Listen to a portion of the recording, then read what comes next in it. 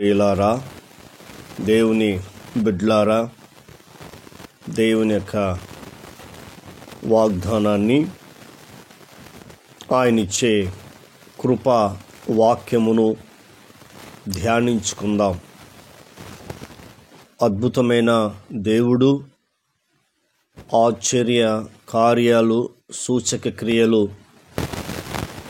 మహత్ కార్యాలు చేసే మన ప్రభువైన యేసుక్రీస్తు నామములో మీ అందరికీ శుభములు.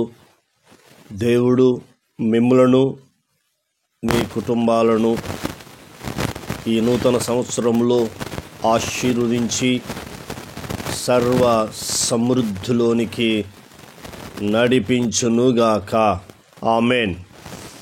దేవుడిచ్చే వాగ్దానాన్ని పొందుకుందాం.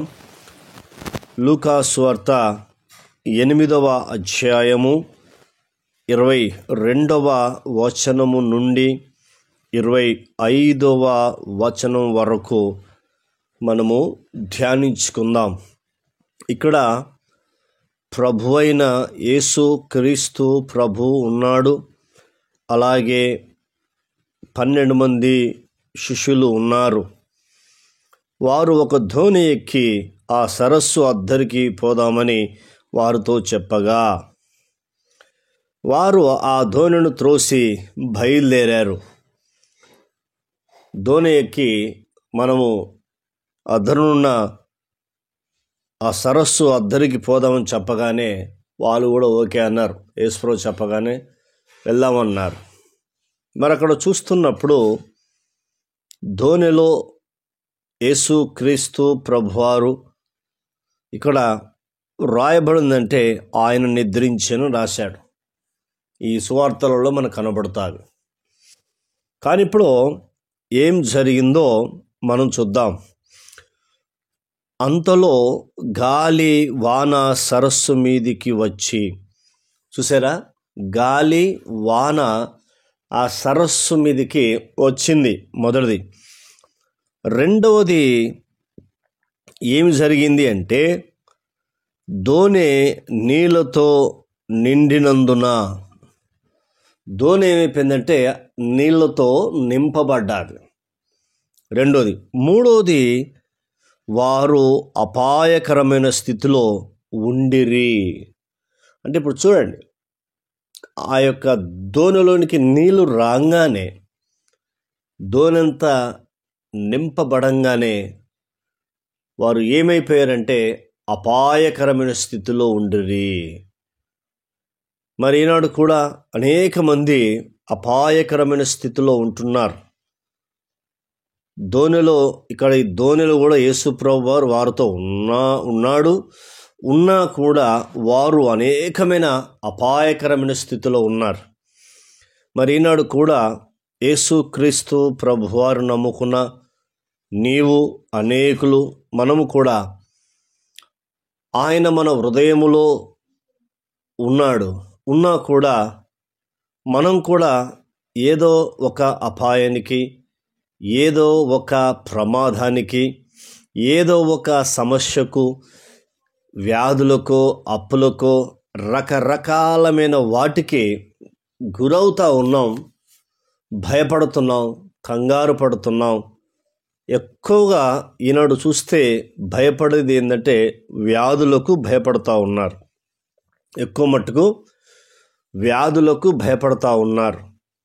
ఏమవుతుంటే, ఈ వ్యాధి వచ్చింది కదా, దీనివల్ల చనిపోతానేమో, నేను ఇక ఏమీ చేయలేని స్థితిలో ఉంటానేమో అని రకరకాల ఆలోచన కలిగి ఉన్నది. కానీ ప్రభు అయిన యేసుక్రీస్తు ప్రభువారు మన హృదయములో ఎందుకు ఉన్నాడు అనేది మనము నేర్చుకోవాలి. వాక్యము చదవాలి, వాక్యము ధ్యానించాలి, ఆయన మీద ఆధారపడడం నేర్చుకోవాలి. ఇప్పుడు చూస్తే వారు అపాయకరమైన స్థితిలో ఉండిరి గనుక ఆయన యొద్దకు వచ్చి, ఇదన్నమాట. అంటే శిష్యులలో ఉన్న తగ్గింపు స్వభావము, వారి విశ్వాసం ఎంతో గొప్పదో చూడు. ఆయన యొద్దకు వచ్చారు. అంటే దోణిలో ఆయన ఉన్నాడు, కింది అంతస్తులో ఆయన ఉన్నాడు, పై అంతస్తులో వీళ్ళు ఉన్నా కూడా ఆయన ఎద్దుకు వచ్చిరి.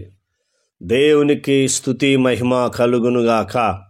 మరి ఈనాడు కూడా ఈ 2025వ సంవత్సరంలో నీవు ఏ అపాయకరమైన స్థితిలో ఉన్నా, ఎలాంటి పరిస్థితుల్లో ఉన్నా కూడా నీవు వారిలాగా యేసు క్రీస్తు ప్రభు దగ్గర రావడము నేర్చుకుంటే, యేసు క్రీస్తు ప్రభుతో మాట్లాడే అనుభవం నీ ఉంటే ఆయన చేసే అద్భుతం ఏందో మనము చూద్దాం. ఆయన ఎద్దకు వచ్చిర్రి. ఇప్పుడు ఆయన ప్రభువా ప్రభువా నశించిపోతున్నామని చెప్పారు. ఇప్పుడు వెంటనే యేసుక్రీస్తు ప్రభువారు ఏం చేస్తున్నాడు చూద్దాం.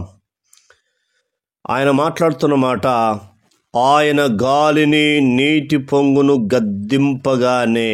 చూసారా, ఆయన గాలిని నీటి పొంగును గద్దింపగానే అవి అణిగి నిమ్మలమాయను. చూసారా, ఆయన యేసు ప్రభువారు ఏం చేశాడు? ఫస్ట్ గాలిని నీటి పొంగును గద్దించాడు. గాలి ఆగు. సముద్రం ఎప్పుడైతే పొంగుతుందో ఆ నీటి పొంగును ఆగు అనగానే అది ఏమైందంటే ఎంత అద్భుతం చూడు, అవి అణిగి నిమ్మలమాయను. చూసారా, అణిగినాయి అంటే అర్థం ఏంటంటే గాలి ఆపబడ్డాది, పొంగుతున్న సముద్రం కూడా ఆపబడ్డాది. మరి నీవు కూడా ఇలాంటి తీర్మానం, ఇలాంటి నమ్మకం, ఇలాంటి విశ్వాసం, ఇలాంటి పట్టుదల, ఇలాంటి ఒక నిరీక్షణ కలిగి ఉంటే నువ్వు ఎలాంటి అపాయకరమైన స్థితిలో ఉన్నా దేవుడిని విడిపిస్తాడు. వారిని విడిపించిన దేవుడు, తన శిష్యులను విడిపించిన దేవుడు నిన్ను కూడా విడిపిస్తాడు.